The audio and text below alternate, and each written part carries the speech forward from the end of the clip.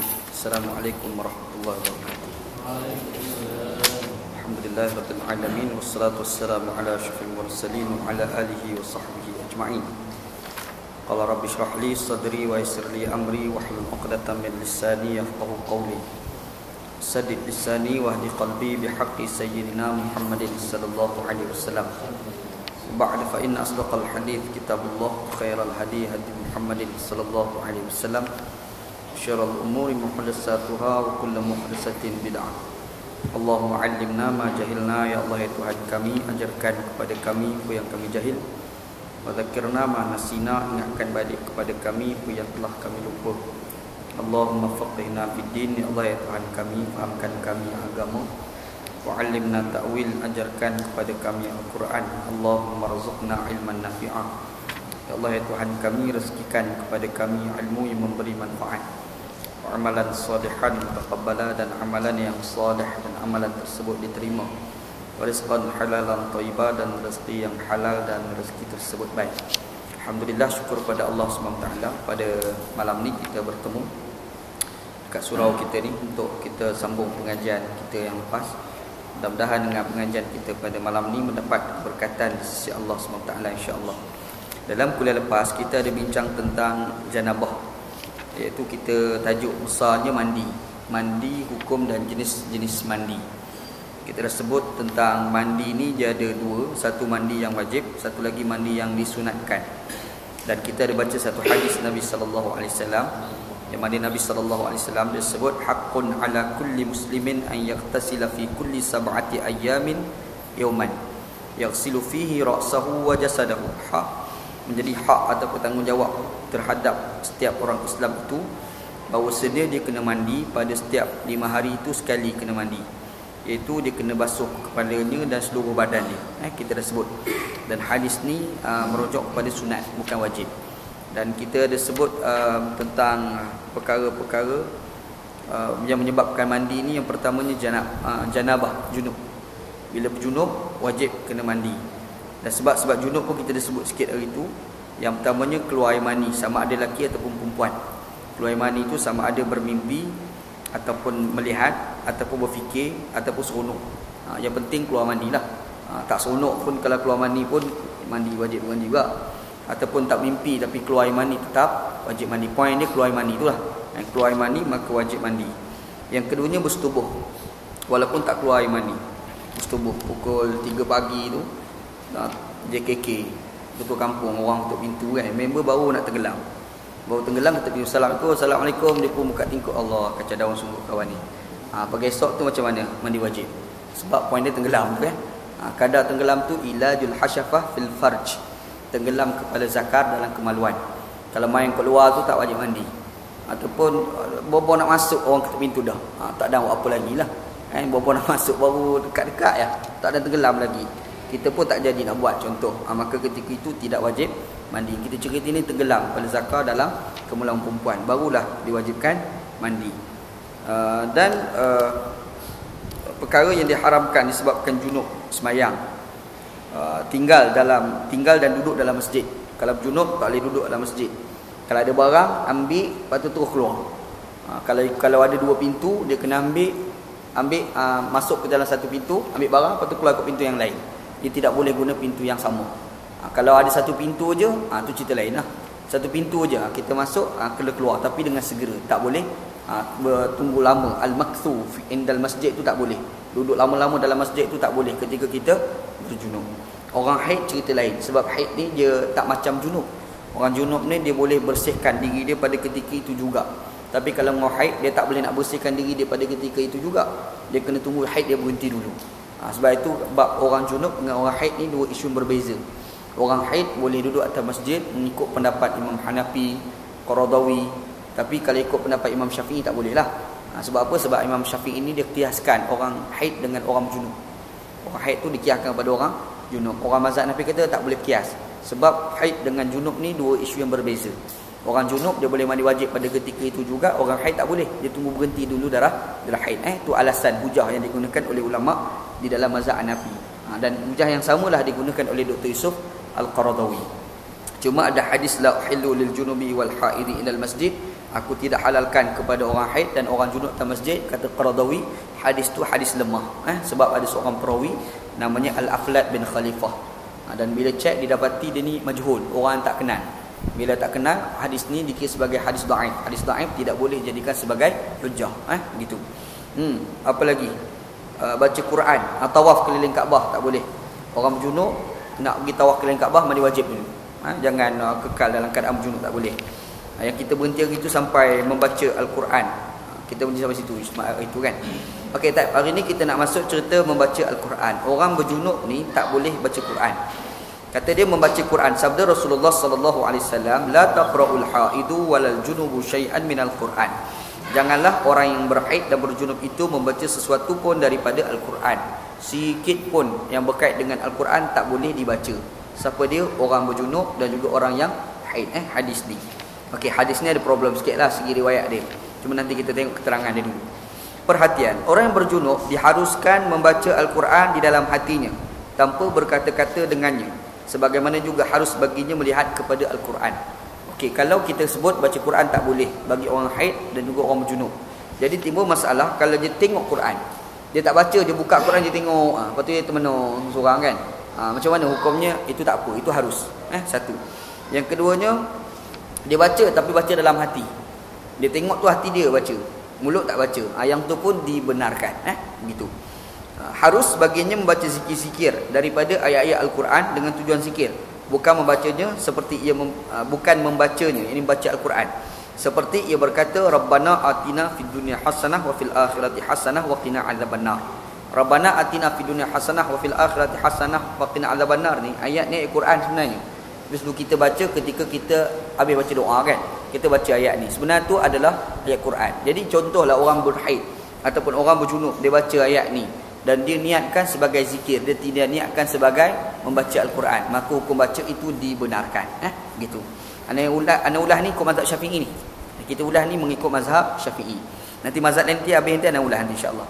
Ia dibenarkan apabila dibaca dengan tujuan berdoa.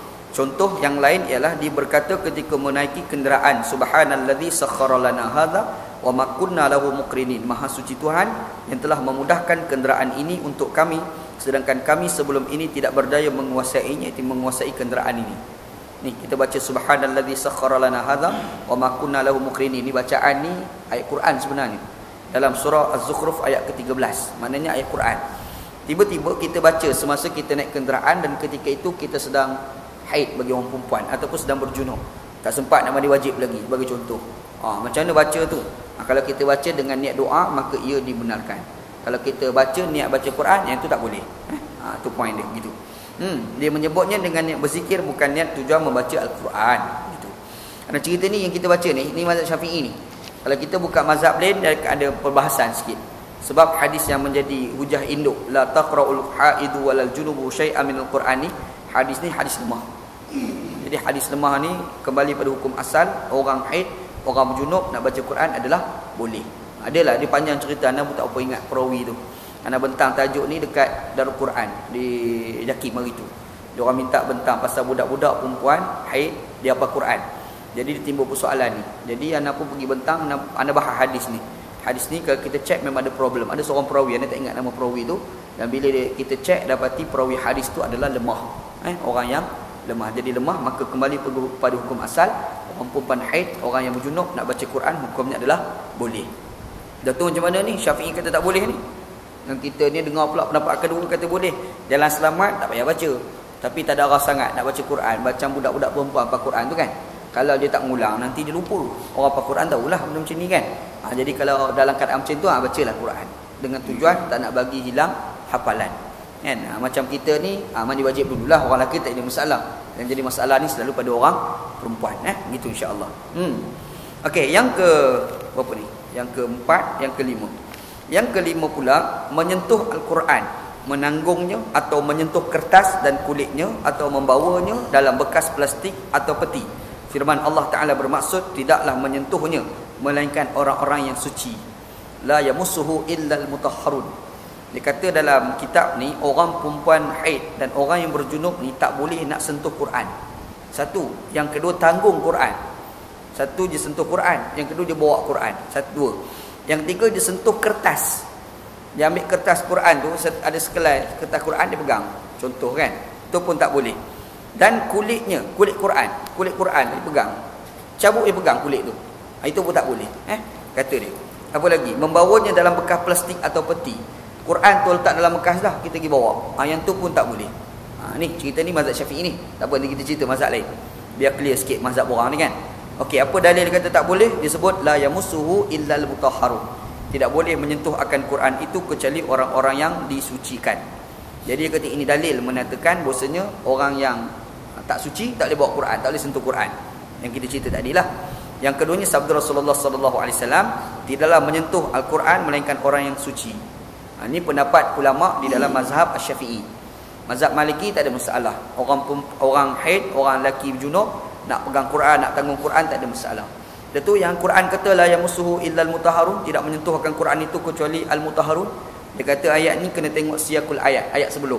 Ayat sebelum ni menceritakan kisah Quran yang duduk di sisi Allah Taala tu bawa turun kepada Lauh Mahfuz.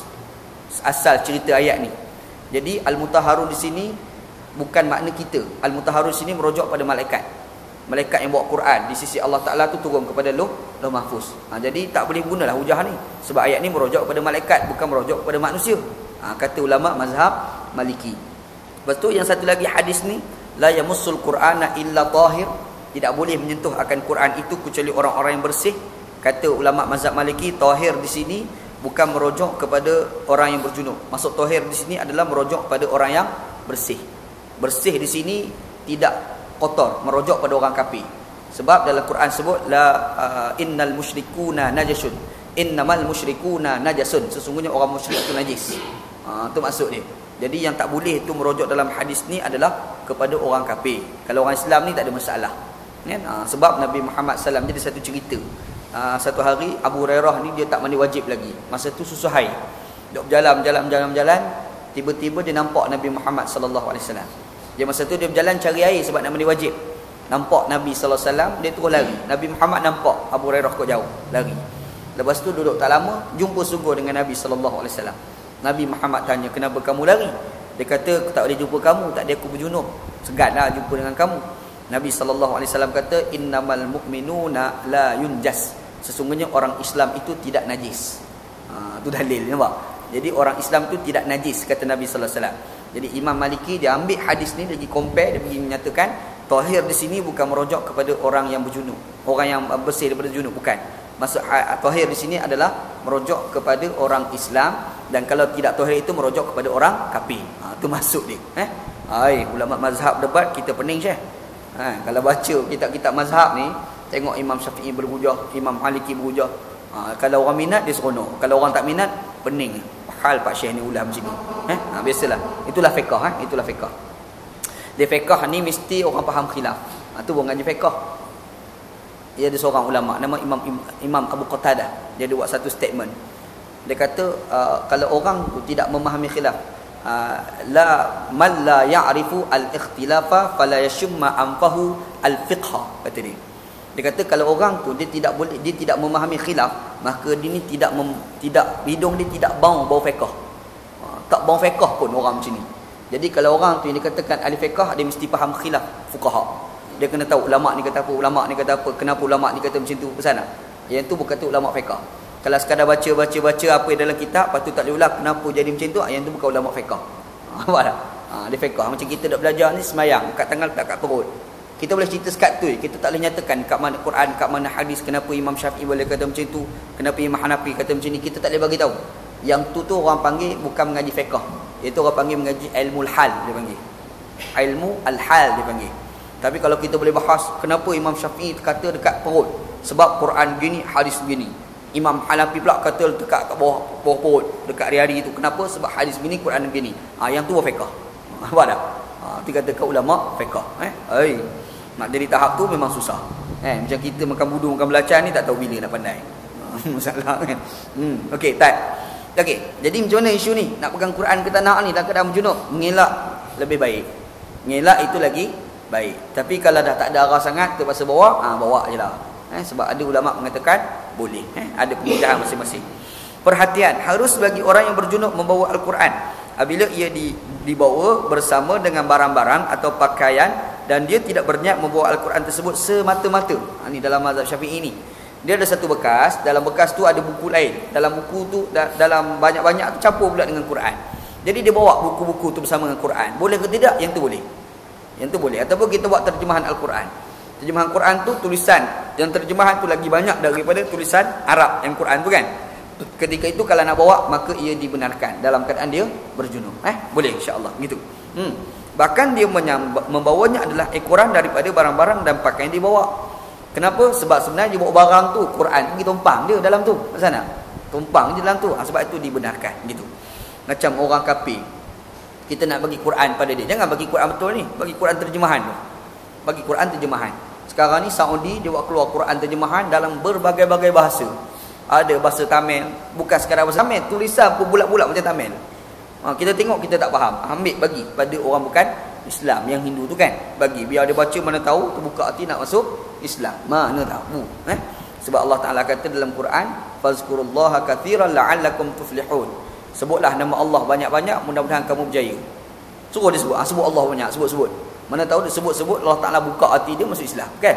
Begitu kan? Harapan macam tu insya-Allah. Okey, begitu juga harus bagiannya membawa kitab-kitab tafsir Al-Quran yang mana tafsirannya itu lebih banyak daripada ayat-ayat Al-Quran. Kita tengok terjemahan tu, terjemahan dengan ayat Quran tu lagi banyak terjemahan. Yang tu pun dibenarkan. Yang pun boleh, tak ada masalah. Ini kerana orang yang berbuat demikian tidak dianggap sebagai membawa Al-Quran di sisi pandangan uruf umum masyarakat. Uruf masyarakat kata itu bukan bawa Quran, itu sebenarnya bawa terjemahan Al-Quran. Gitu. Okey. Selesai dah berkenaan dengan orang yang berjunub. Yang seterusnya haid. Haid ni orang lelaki tak ada, orang perempuan ada. Tapi kalau bini dia pergi tanya dia tak boleh jawab, dia kena wajib belajar. Dia wajib belajar. Tak nak belajar. Bini tanya, macam bang, buat haid ni tak tahu ni. Aku pula tak tahu. Dia pula tak nak pergi belajar. Dia tak nak belajar tu pula hukumnya adalah haram. Wajib dia kena belajar. Hukum belajar tentang haid bukan sekadar wajib bagi orang perempuan, bahkan wajib bagi orang lelaki. Orang lelaki pun kena faham bab haid. Tu kena ingat insya-Allah gitu. Orang perempuan lagi-lagi lah. Ataupun orang lelaki, dia dengar ustaz dia ulang pasal haid tak faham. Tak faham, apa benda tak faham. Dia kena bagi tahu bini dia, kau pergi surau pergi mengaji dengan ustaz. Hukum dia. Bini minta nak pergi mengaji. Yang dia ni ajak tak reti. Bini minta pun dia tak nak bagi juga. Dia tak bagi tu berdosa pula.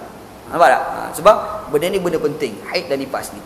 Bagi orang ada isteri, bagi orang yang ada anak perempuan, dia kena faham tentang haid dan nifas, insya-Allah. Ana dulu masa belajar di Mesir tak berapa belajar bab haid nifas ni. Sebab ada kan kita orang Melayu kan ada istilah agak negatif, ustaz haid nifas. Mana? Ustaz haid nifas. Dia pergi mengajar mana haid nifas dia kupas. Yang bab lain tu dia tak, dia bab lain dia bersungguh. Lebih-lebih lagi isu-isu politik. Kan orang suka ustaz-ustaz politik. Orang kurang suka ustaz-ustaz haid nifas. Dia guna istilah haid nifas jadi negatif. Jadi masa kita belajar di Mesir dulu tak apa nak sungguh belajar haid nifas ni. Tiba-tiba bila balik Malaysia, adalah orang perempuan tanya soalan haid nifas macam mana, kita pula blur, tak boleh nak jawab. Sudah, tak apa nak mengaji haid nifas. Tanya orang rumah, sebab orang rumah tu mengaji Azhar. Orang rumah pun tak boleh jawab.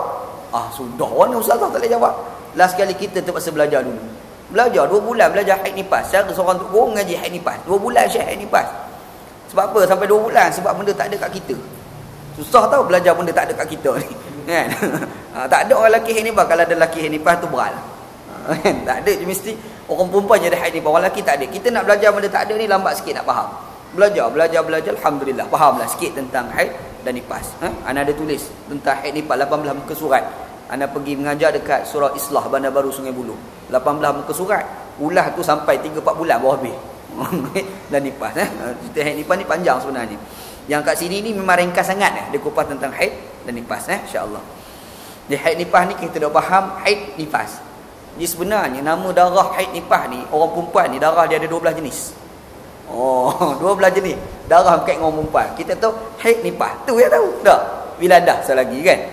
Dia ada lagi tu, dia ada damul hadi, damul fasad, apa lagi an-naqa. Itu semua nama-nama darah-darah yang ada pada orang perempuan. Damul hadi ni apa dia? Damul fasad tu apa dia? Budak perempuan umur 3 tahun tiba-tiba keluar darah daripada kemaluan dia. Darah tu darah apa? Makcik dah, putus haid dah makcik ni. Menopause lah orang Melayu kita kata. Dah tak ada dah memang tak jadi apa dah. Kalau tengok pun orang pun tak datang elektrik lah kalau tengok makcik tu. Tiba-tiba makcik yang tu berdiri tu keluar darah. Darah apa? Semua ada bahasan tu. Kan? Apa lagi? Ada orang perempuan macam baru ni. 4 hari lepas ada orang tanya dalam Facebook. Perempuan dia tanya soalan. Dia ni kebiasaannya haid datang selama 10 hari. Tiba-tiba 1 bulan tu haid dia datang sampai hari kelima, berhenti. Bila berhenti, dia pun ingat dah bersih, dia mandi, dia sembahyang, dia puasa. Lepas tu hari yang ke-7 datang pula darah haid. Jadi 2 hari tu macam mana? Macam mana agak-agak hukum 2 hari tu? 2 hari tu kalau sembahyang tak jadi masalah sebab sembahyang tak perlu diqada. Masalah puasa. Puasa dia sah ke tidak? Adakah dia kena qada pada hari lain ataupun tidak? Yang ni ada 2 pendapat, mazhab Syafi'i dengan mazhab Hanafi. Dia panggil istilah yang berhenti tengah jalan tu dia panggil an-naqa dalam istilah orang belajar haid dan nifas. An-naqa. An-naqa ni maknanya bersih sementara waktu dia panggil. An-naqa ni maknanya bersih sementara waktu, bahasa Arab lah. Jadi dalam mazhab Syafi'i yang tengah-tengah tu dikategorikan sebagai kotor. Bermakna kalau dia puasa dia buat penat dia, wajib dia qada pada hari lain. Tapi Imam Hanafi kata tengah-tengah tu dikategorikan sebagai suci. Bermakna kalau dia puasa dia sudah sah. Dah tu darah yang datang pula lepas tu, yang tu bukan darah haid kata Imam Hanafi. Itu sudah dipanggil sebagai darah istihadah. Kata ulama mazhab Hanafi. Imam Syafi'i kata darah yang datang lepas pada tu adalah darah haid lagi. Nampak cerita. Yang tu lah asal orang tanya anak mula-mula tu. Tanya rumah tak nak jawab, lelaki kena pergi mengaji dulu. Baru faham. Jadi namanya an-naqa. Banyak 12 jenis darah Syekh belajar. Kan? Kita pun pening mengaji darah. Ada darah pekat, ada darah berat ke hitam, ada darah kuning-kuning, ada darah tu tak apa nak kuning nak putih sikit. Macam-macam bab darah. Kita pun pening mengaji. Benda tak ada kita ni payah. Tapi tak apa, insya-Allah. Okey, kita tengok sini. Haid, arti haid pada bahasa ialah mengalir. Haidun, haid ni bahasa Arab ni, makna Melayunya mengalir. Kita nampak ada air mengalir tu Arab panggil haid dalam bahasa Arab. Tahidul ma, yahidul ma maknanya air yang mengalir. Kita buka pilih paip nampak air mengalir. Ni air ni haid ni sedang haid lah air ni. Maksud dia mengalir lah tu. Segi bahasa Arab dia. Erti haid pada syarak ialah darah tabi'i semula jadi yang disebabkan oleh sifat-sifat atau tabiat yang selamat ini normal yang keluar dari pangkal rahim perempuan selepas dia balik dengan cara yang betul dan pada waktu tertentu. Itulah haid. Orang perempuan dia sihat, tubuh badan tak ada masalah apa, tiba-tiba darah keluar tu kan. Darah tu dia panggil darah haid. Gitu. Kalau tak normal, tu ada darah yang kita akan bincang lain lah. Istihadah ke dia, damul hadi ke dia, damul fasad ke dia, ada perbincangan insya-Allah. Gitu. Orang lelaki tak adalah haid. Kalau orang lelaki ada haid memang berat lah. Kenapa tak sembahyang ni? Cuti. Maknanya dia datang bulan dah tu. Kan? Kalau tengok ramai tak sembahyang tu, yang tu semua datang bulan dah tu. Geng-geng datang bulan. Kita pergi ke office kan, tengok, main sembahyang. Tak nak. Tak apalah, buat macam mana datang bulan. Cakap dia macam tu. Biar dia segan kan. Kadang orang ni nak bagi dia berubah, kena sindir. Kalau ajak dia tak pakai, sindir dia pakai. Amai macam tu kan. Kadang-kadang kita sindir tak pakai, kena orang lain pula sindir. Ustaz sindir boleh pakai. Macam Ustaz Ismail Kamus kan. Dia nak sindir orang isap rokok, dia kata isap rokok ni jin. Lagi cun ayat dia. Nak isap rokok dia berkata jin. Kata Ustaz Ismail Kamus, aku kata. Ismail Kamus kata, marah ke dia lah. Kan, dia sindir. Dalam orang jadi mandu, berhenti isap rokok. Sindir. Kerana sindir itu salah satu cara bagi orang berhenti daripada melakukan benda-benda yang tak elok. Kan? Kawan anak seorang tak semayang. Kita ajak semayang, tak nak semayang. Ni ustaz dah ajak ni, tak nak semayang. Tapi kawan kita seorang yang Hindu ni pula pergi pesan. Kawan kita tu Hindu. Dia kata, kau tak semayang, jadi kafir. Semayang dia Syekh. Sebab Hindu tu besar kan. Dia malu ke Hindu tu. Macam mana ustaz cakap, ustaz dah mengaji Azhar macam mana pun tak jadi apa. Yang Hindu tu tak Islam sound dia terus pakai. Jadi kadang-kadang kita tengok kawan-kawan kita satu office yang bukan Islam tu lah, Hindu ke Buddha ke Kristian tu kan. Tengok dia kawan baik dengan dia. Lepas tu ada seorang lagi kawan kita yang Islam tak semayang. Cuba pesan ke kawan tu, kau tolong sindir kawan tu cakap nak jadi kafir. Dia dalam jam pergi semayang, mana tahu kan. Pulanglah atas kebijaksanaan kita nak ajak orang pada kebaikan tu kan. Pulang macam mana pun. Okey, dalil yang menjelaskan bahawa haid adalah antara sebab yang mewajibkan mandi ialah firman Allah Ta'ala. Okey, bila datang haid wajib mandi. Kat mana dalil? Quran sendiri bagi tahu. Apa kata Allah? Wa yas'alunaka 'anil mahid. Qul huwa adzan fa'tazilun nisaa fil mahid. Wa la taqrabuhunna hatta yathurna. Fa iza tatahharna fa'tuhunna min haitsu amarakumullah. Mereka bertanya kepadamu tentang haid. Orang perempuan datang pergi tanya Nabi sallallahu alaihi wasallam tentang darah haid. Dia ada, orang dulu ada pergi jumpa Nabi selamba rak dia tanya. Orang perempuan yang Nabi Muhammad SAW puji ni adalah orang perempuan Madinah, orang Ansar. Orang perempuan Ansar ni Muhammad cukup puji. Sebab apa? Sebab diorang ni kalau nak cerita, nak tanya pasal masalah peribadi, diorang tak pernah malu tanya. Sempoi lah kalau bahasa sekarang ni. Orang perempuan sempoi, cool. Dia pergi tanya selamba dia, Rasulullah aku nak tanya pasal darah haid keluar pada kemaluan aku macam ni. Selamba rock dia. Kan? Orang perempuan dia ni malu sikit. Malu lah nak tanya depan Nabi. Nabi tu kan lelaki. Disebabkan diorang ni tak malu bertanya dalam benda diorang tak tahu. Nabi Muhammad SAW pernah puji orang perempuan Ansar. Sebab diorang tak malu bertanya perkara-perkara yang berkait dengan peribadi diorang. Hebat. Sebab tu kalau orang perempuan nak jadi hebat, dipuji oleh Nabi, dia kena berani tanya benda-benda yang berkait dengan diri dia. Tapi janganlah tanya depan ramai pula. Depan ramai, Ustaz nak tanya soalan. Apa dia? Beram. Kita pula jam. Apa hal pakcik ni? Kan? Jangan macam tu. Kan? Nak pergi jumpa ustaz, saya ada problem sikit, saya tak apa nak faham. Bukan pegang-pegang. Macam tu bagus. Benda ni berlaku pada dulu, pada perempuan-perempuan dulu. Jadi seorang perempuan nama Ummu Sulaim. Yang Muhammad puji dia. Dia pergi jumpa Nabi sallallahu alaihi wasallam, pergi tanya selamba, dia tanya, Rasulullah nak tanya pasal haid. Siti Aisyah dah ke tepi, "Woi, kau tahu tak Rasulullah tu laki aku?" Selamba dia. Dia kata macam tu, laki aku memang laki kau. Tapi Nabi Muhammad ni untuk umat. Orang nak tanya hukum kena tanya Nabi sallallahu alaihi wasallam. Dahlah, Nabi Muhammad kata dah biar dia tanya sebab dia perempuan, dia ada masalah kena tanya. Nabi Muhammad puji Ummu Sulaim radhiyallahu anha. Cerita dia begitu. Dalam orang perempuan pun janganlah cemburu buta tu pasal ada orang muslimat pergi tanya ustaz, bini ustaz pula melompat. Nak relax lah bini ustaz pun. Engkau gelabah kau apa hal? Yang tanya tu bukan anak dara, makcik tua. Itu pun kau ambil kes. Kau ambil pot, makcik-makcik tanya soalan. Tak payahlah. Kan? Ada ke macam tu? Okey, katakanlah Muhammad jawab. Kalau ada orang tanya kamu tentang haid, kamu kena jawab. Apa jawaban kamu? Haid itu adalah kotor. Haid ni kotor sebenarnya. Oleh itu, hendaklah kamu menjauhkan diri dari wanita yang tidak setubuhinya ketika dia haid. Bila orang perempuan datang haid, kamu jangan setubuh dia. Nak gurau biasa tak apa. Orang jahiliah dulu teruk. Bila orang perempuan datang haid, bukan sekadar dia tak setubuh, bahkan dia letak bilik lain pula. Tak tidur sekali pula. Ni jahiliah. Islam tak ajar macam tu. Islam kata nak tidur sekali tak ada masalah. Kau nak gurau dengan dia tak ada masalah. Berseronok dengan dia tak ada masalah. Yang tak bolehnya tak boleh setubuh. Tu yang tak boleh. Yang bersetubuh hukumnya adalah haram. Hukum dia begitu. Dan jangan kamu mendekati mereka sebelum mereka suci. Kalau mereka tak suci lagi, jangan kamu setubuh. Dah suci baru kamu setubuh dia orang. Begitu. Ni adalah debate di kalangan ulama mazhab.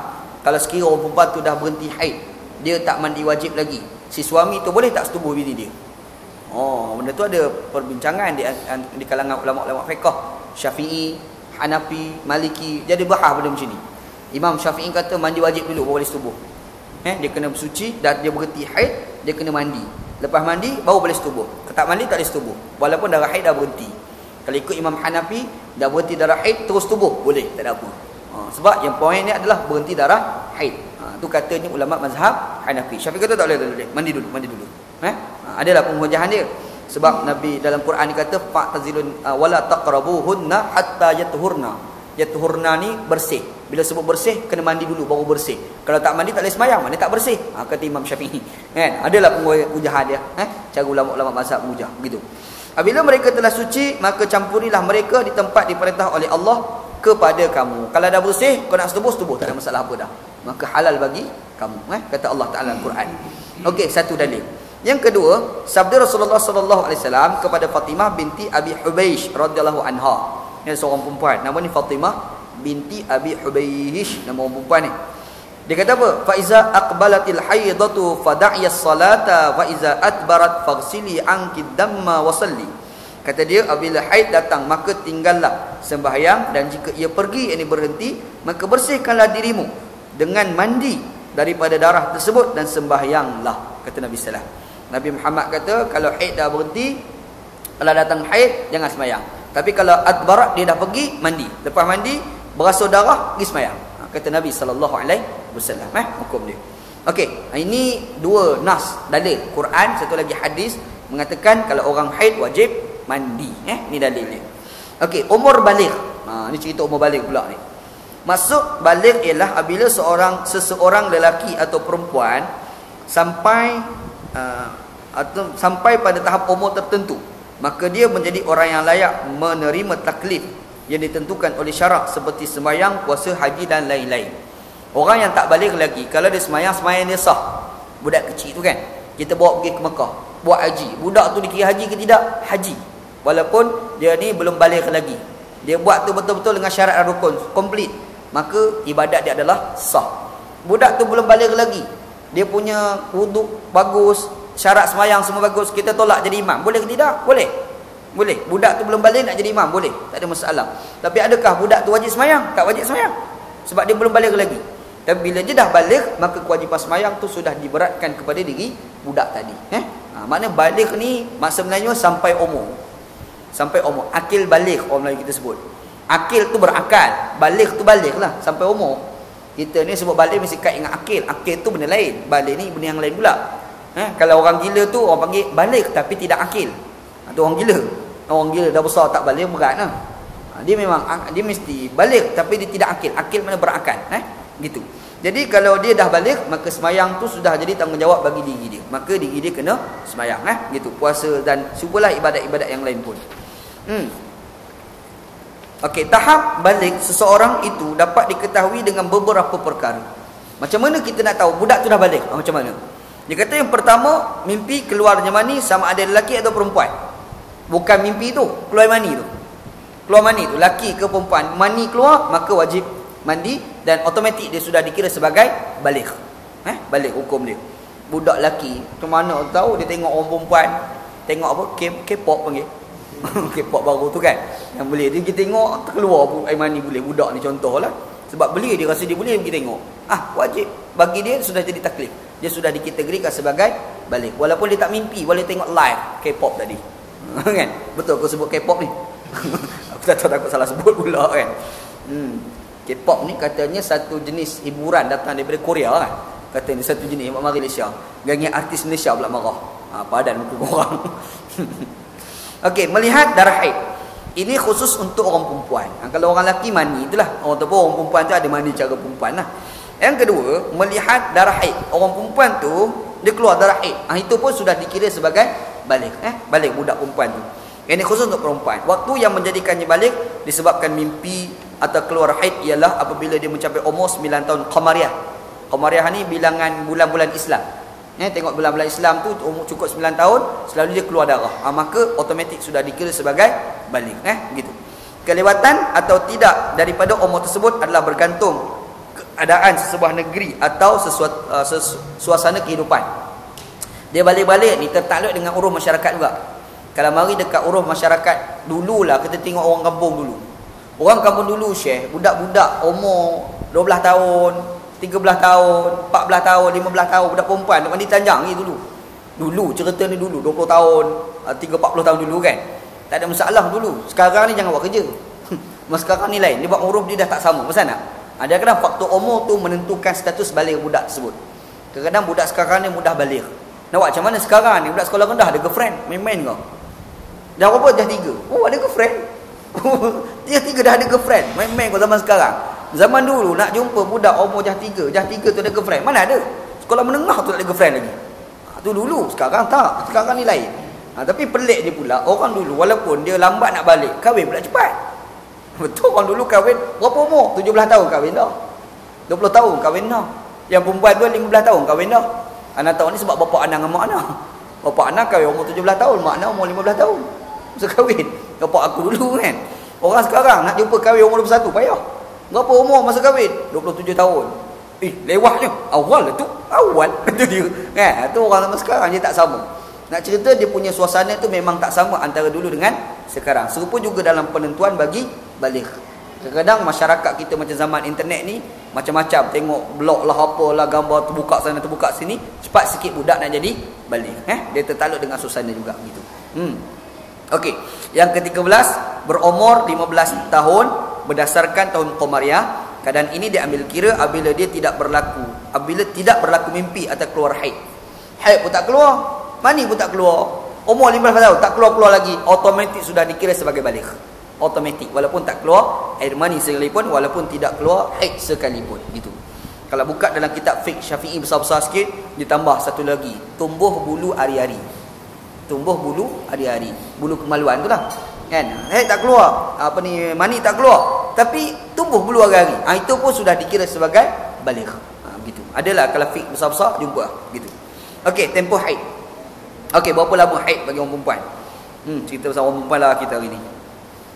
Ia terdiri daripada 3, iaitu tempoh paling pendek, tempoh paling panjang dan tempoh yang galib, yang menjadi kebiasaan kebanyakan orang perempuan. Apa dia tempoh haid yang paling pendek? Tempoh haid paling pendek ialah 1 hari 1 malam. Hari ni keluar, malam tu dah habis, berhenti dah. Ada kadang-kadang ada macam tu.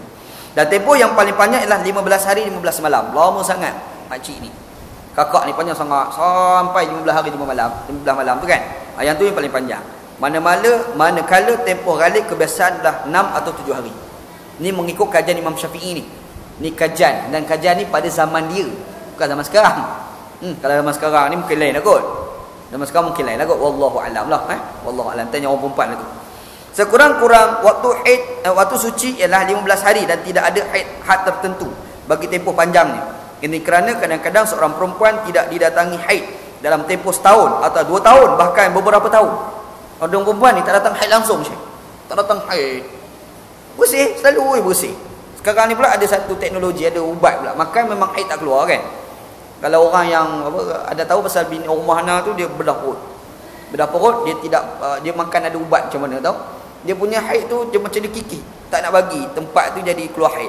Last kali 3-4 tahun tak pernah keluar haid. Canggih sungguh. Zaman sekarang kan, ada perubatan ada macam-macam sekarang kan. Kita dengar, dahsyatlah perubatan sekarang. Ada orang tanya nak bila. Semalam ada orang SMS kan, dia tanya soalan. Kalau kita datang bulan Ramadan, kita masa sahur tu kita makan ubat, yang ubat tu boleh tahan lapar. Apa hukum? Senang. Contoh kan zaman sekarang dah ada ubat. Dia masa sahur tu dia tak makan nasi. Dia makan nasi lah nak bagi sedap mulut tu. Tapi dia ambil ubat, dia boleh tahan. Hidup tu kenyang dia. Sebab dia makan ubat tu kan. Boleh ke tidak? Boleh, tak ada apa pun. Teknologi tu dah ada kan. Kalau kita nak makan, hukumnya adalah boleh. Tak ada masalah. Dan tu ustaz tak ada lapar. Berapa ramai orang puasa tak lapar? Dia bukan isu lapar ke tak lapar. Isu ni makan tak makan. Puasa ni isu ni makan tak makan. Itu isu puasa. Bukan lapar tak lapar. Bukannya bila kita puasa mesti lapar. Tak. Sebab berapa ramai orang yang puasa tak lapar pun. Buat mana kerja dia puasa, dia kerja dia kan. Dalam sekali makan ni sampingan bagi dia. Contoh kan. Jadi kalau ada ubat dia makan, hidup dia hari tu tak rasa lapar pun dalam masa sehari tu. Boleh ke tidak? Hukumnya adalah boleh. Tak apa pun. Habis dah buat hospital lepas ni. Pakai pergi beli bulan Ramadan kan. Lepas tu ada datang pula ustaz-ustaz pergi jual ubat. Beli ubat ni. Kuliah kan. Rembat je lah. Macam mana nak buat kan. Boleh. Tak ada masalah pun insya-Allah. Macam orang tanya nak pasal nak cerita potong tangan bagi orang mencuri tu kan. Teknologi sekarang ni potong boleh cantum balik. Tak ada masalah apa pun. Dia kata dah tu macam mana? Tak point dia potong. Masalah kau nak sambung lepas tu pulang lah. Point dia potong. Lepas tu nak sambung balik. Dah rembat je lah masalah. Yang pentingnya potong. Ustaz tak sakit sebab gebu bius. Dia bukan sakit tu. Yang Quran kata potong, bukan suruh sakit. Faham tak? Quran kata tu faqta'u aydihuma jazaa'an bima kasaba nakala min Allah. Allah Taala kata kena potong, faqta'u, potong tangan tu. Sakit tak sakit soalan nombor 2. Jadi kalau buat bius, lepas tu potong, tak sakit pun, lepas tu sambung balik. Relax ke? Okey, tak ada apa pun.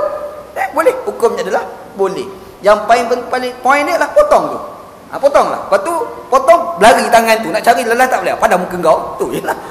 Tapi kalau boleh cantum balik lekat, Alhamdulillah. Alhamdulillah. Ada ke? Soalan dia. Uduk pun tak ada, nak cantum tangan macam mana? Uduk pun tak ada. Kalau ada sungguh uduk ni kan. Kalau ada uduk nak buat macam tu Syekh. Anda rasa lah orang lagi sokong potong tangan tu masuk penjara. Masuk penjara 3-4 tahun pula dalam penjara. 3-4 bulan. Ni potong tu cantum balik. Wah, ini sudah best.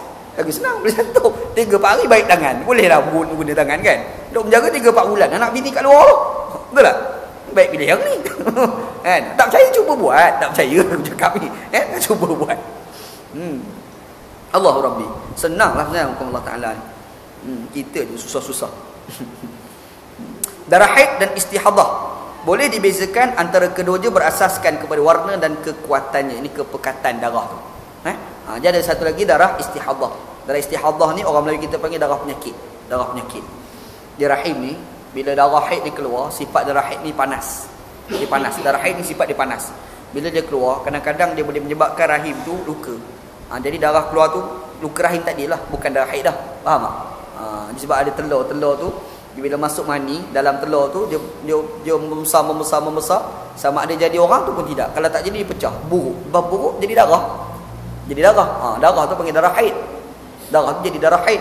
Darah haid ni dok belega darah rahim perempuan tu, dok belega-belega lala kadang dia panas tu menyebabkan luka. Darah haid tu dah habis dah, keluar lagi darah. Darah tu darah luka. Darah luka tu istihadah dia panggil. Itu cerita dia, istihadah. Okey, tak. Darah istihadah, darah penyakit. Darah istihadah ialah darah yang keluar dari satu urat yang terletak di bawah rahim dan dikenali sebagai al-azil. Nama urat dia tu. Apa dia tak tahu dalam bahasa Melayu. Ini Arab panggil al-azil, nama darah. Darah ini membatalkan wuduk tetapi tidak mewajibkan perempuan tersebut mandi dan tidak wajib meninggalkan semayang serta puasa. Wajib semayang, wajib puasa. Kalau darah istihadah keluar, hukum dia begitu. Kalau dia relax tiba-tiba darah keluar, darah istihadah keluar. Ketika itu puasa bagi diri dia adalah wajib, semayang bagi diri dia adalah wajib, tapi kalau masa darah keluar tu dia sedang berwuduk, wuduk dia dikira sebagai batal. Hukum dia begitu. Maknanya darah istihadah ni hukum dia macam dah orang kencing. Tu hukum dia. Serupalah hukum orang kencing, serupalah hukum orang keluar air mazi, serupalah orang keluar air wadi. Hukum dia begitu bagi darah istihadah ni. Oleh itu, perempuan yang keluar darah tersebut adalah membasuhnya, mengikat ataupun membalut tempat keluarnya dan hendaklah berwuduk setiap kali hendak sembahyang fardu. Dia darah tu selesai keluar macam darah haid, tapi sembahyang bagi diri dia adalah wajib. Ketika itu dia kena basuh, dia kena bubur kapas dekat kemaluan dia supaya darah tidak merebak di tempat lain, hukum dia. Sembahyang macam biasa. Lepas tu satu wuduk untuk satu sembahyang. Sembahyang fardu lah. Satu wuduk untuk satu sembahyang fardu dan sembahyang sunat lepas pada tu. Kalau dia nak sembahyang fardu yang lain walaupun dia tak kentut, dia kena ambil wuduk lain juga. Hukum dia begitu. Hukum ni serupalah bagi orang lelaki yang ada selisil baul, dedas. Air kencing selalu menitik keluar tu kan. Selalu orang muda-muda tak ada, orang tua ada penyakit macam ni. Dia punya sistem sistem air kencing dia tu ada problem sikit. Jadi terkeluar begitu, dia terkeluar kan.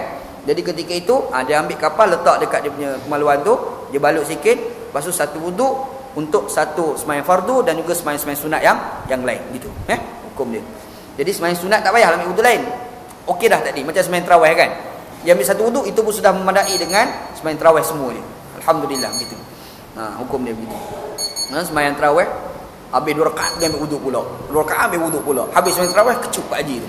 Cuba kenapa ni main tarawih kan. Susah sungguhlah jadi. Okey, Abu Daud dan lainnya telah meriwayatkan daripada Fatimah binti Hubeish, dia telah keluar darah haid, darah istihadah.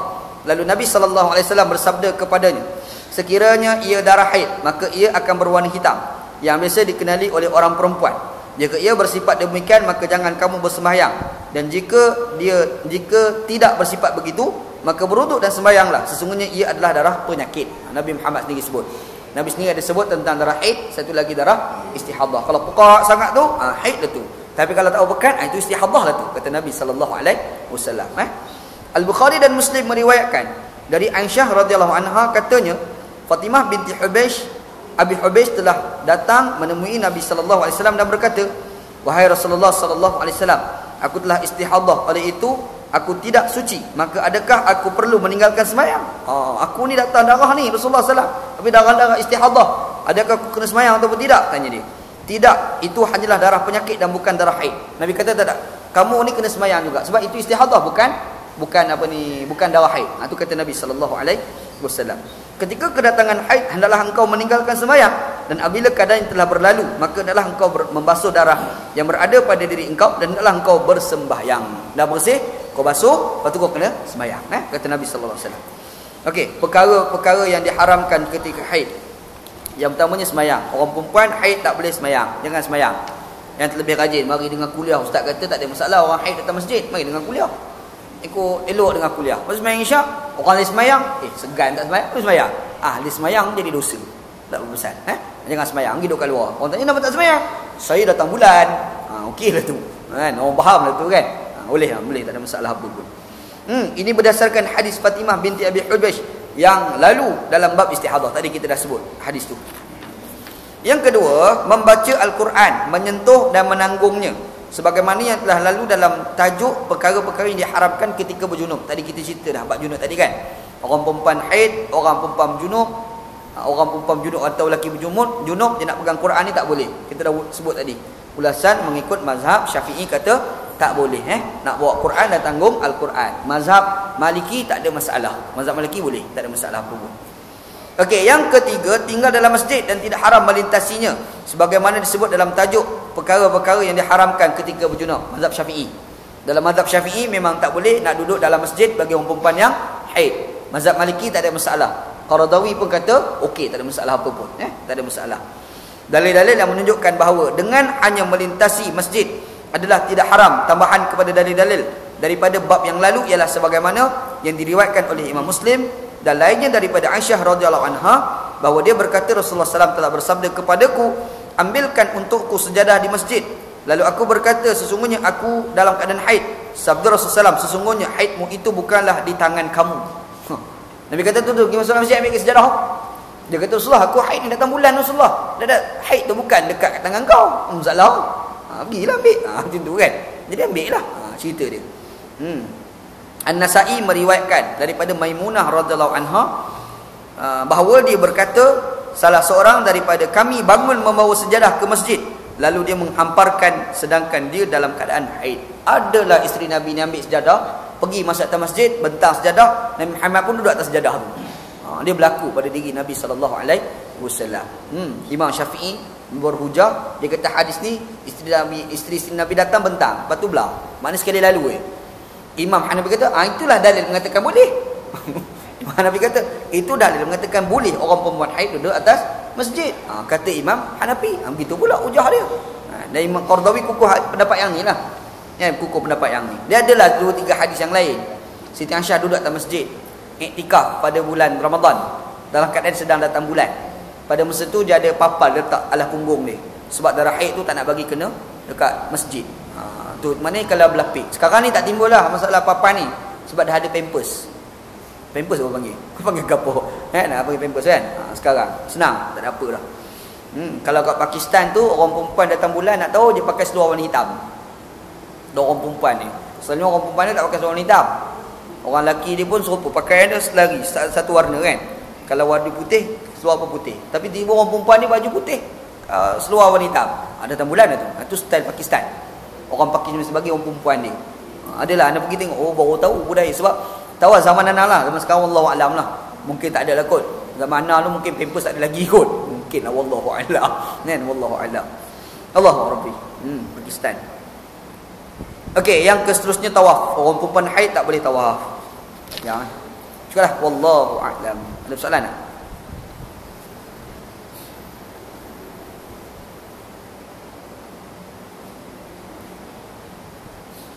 Ada soalan tak? Ni orang tanya soalan. Hadis palsu ke? Dia tanya hadis ni. Ustaz, adakah syurga di bawah tapak kaki ibu? Hadis palsu. Elok juga. Okey. Elok juga. Okey, ni hadis apa ni, syurga itu di bawah tapak kaki ibu. Siapa nyanyi? Si Aisyah. Ingat satu lagu kan? Aisyah itulah yang masuk parti tu kan. Supah apa ni kan. Dia ada nyanyi satu lagu, syurga itu di bawah tapak kaki ibu. Hadis ataupun tidak, dia bukan hadis lah. Sebenarnya bukan hadis, dia adalah perkataan-perkataan tokoh. Sebenarnya itu bukan hadis, perkataan tokoh. Banyak. Tadi ada orang tanya satu soalan dekat dalam Facebook, hadis a'mal li dunyaka ka'annaka ta'ishu abadan, a'mal li akhirataka ka'annaka tamuta ghadan.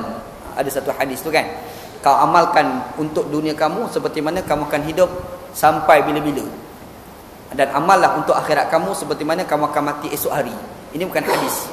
Ini adalah perkataan Abdullah bin Amrin bin Al-As radhiyallahu an. Apa lagi? An-nas ala dini mulukihim. Manusia itu berdasarkan agama raja dia. Kalau raja macam tu, rakyat dia pun macam tu. Ini bukan perkataan Nabi. Ini perkataan Omar Abdul Aziz. Itu bukan perkataan Nabi. Sebab dekat Malaysia ni, contoh kat Selangor ni, raja kita ada Haro Cafe, kita tak ada Haro Cafe. Okey, tak ada masalah pun kan. Jadi tak samalah. Tak boleh nak kata an-nas ala dini mulukihim. Betul tak? Lu fikirlah sendiri. Okey. Ada orang tanya nak balik itu, ada orang tanya hantar SMS, dia tanya pasal potong kuku. Dia kata potong kuku ni betul ke ada tertib masa kita nak potong kuku? Sebenarnya tidak ada satu nas pun yang menceritakan tentang tertib masa kita potong kuku. Ada orang kata nak potong kuku ni jari telunjuk dulu, lepas tu jari last ibu jari, lepas tu jari tangan kanan ni ibu jari sampai ke tepi kan. Yang tu tidak ada nas langsung. Itu saja pandai-pandai orang je. Kalau ada orang mari nas, hadis tu hadis palsu. Bukan perkataan Nabi Muhammad sallallahu alaihi wasallam. Yang penting potong kuku. Tu yang paling penting, potong kuku tu. Jangan potong jari dah. Itu haram pula. Okey, qada solat ketika musafir. Kita ni pergi musafir, kita tak sembahyang. Jadi masa musafir kita dibenarkan jamak dan qasar sembahyang. Tiba-tiba bila kita balik, kita nak qada balik sembahyang tak ada. Boleh tak kita qasar? Satu soalan. Bagus soalan ni. Macam mana agak? Dah, masa saya tak sembahyang tu Ustaz, masa saya zaman musafir. Jadi bolehlah saya qada dalam keadaan qasar juga. 2 rakaat je lah. Boleh ke tidak? Tak boleh. Tak boleh. Yang dibenarkan kamu qasar dan jamak sembahyang ni mesti di dalam permusafiran tersebut. Dalam permusafiran tersebut. Jadi kalau kamu dah mukim, kamu nak qada balik sembahyang, kamu tak sembahyang masa musafir tu, kena sembahyang tamam, tak boleh nak qasar. Ataupun semasa dia bermusafir itu, dia nak qada sembahyang lama-lama, boleh tak dia qasar? Pergi qasarkan sembahyang qada tu. Boleh ke tidak? Pun tak boleh. Pun tak boleh, dia kena sembahyang tamam. Yang kita cerita ni bagi sembahyang yang adaan, sembahyang tunai.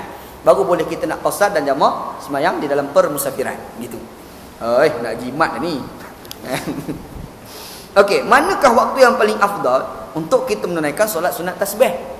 Solat sunat tasbih ni sandarannya bukan hadis yang sahih. Jadi sandarkan kepada hadis yang hasan li ghairi. Hadis tu tak kuat. Hasan li ghairi tau, bukan Hasan Ali. Hadis lain tu. Okey, hadis hasan li ghairi. Hadis hasan li ghairi ni adalah hadis-hadis yang lemah asalnya. Banyak sangat hadis yang lemah, lepas tu dikumpul banyak sangat, dia akan naik darjat, dia panggil hasan li ghairi nama dia. Jadi hasan li ghairi boleh tak kita jadikan hujah? Boleh. Boleh jadikan hujah, tapi tak apa nak kuat. Jadi hadis yang cerita tentang sembahyang sunat tasbih ini adalah hadis hasan li ghairi, bukan hadis sahih. Kita nak buat boleh. Cuma lagi baik tak buat. Tapi kalau nak buat tak jadi apa masalah pun. Kalau kita nak buat, tak ada masalah apa pun insya-Allah. Dan waktu bila afdal? Dia afdal ni sembahyang waktu malam. Afdal sembahyang ni mesti waktu malam. Sebab apa? Sebab waktu malam ni hati lagi dekat dengan Tuhan berbanding pada waktu siang. Nampak tak? Jadi buatlah waktu malam insya-Allah. Okey, macam mana nak tunaikan solat witir 3 rakaat dengan 1 salam? Ni datang Ramadan tak lama dah ni kan. Kita nak buat witir. Dia witir ni kita boleh buat dengan 3 rakaat dengan 2 salam, biasa kita buat, ataupun dengan 3 rakaat dengan 1 salam, boleh. Kalau kita nak buat biasa tu tak ada masalah. Yang kita cerita ni kita nak buat dengan 3 rakaat dengan 1 salam. Nombor 1, niat dia jangan serupa macam sembahyang maghrib. Dia pergi duduk tasyahud awal, jangan. Ni witir ni bukan sembahyang maghrib. Jadi dia kena niat saja saya sembahyang witir 3 rakaat kerana Allah Subhanahu wa taala. Okey? Lepas tu jangan duduk tasyahud awal. Kalau dia duduk juga, maka perbuatan itu adalah makruh. Dia kena bezakan di antara sembahyang witir dengan sembahyang maghrib. Maknanya terus bangkit. Dan terus bangkit, dia terus baca Fatihah macam biasa dan dia baca surah. Hukum dia senang insya-Allah gitu.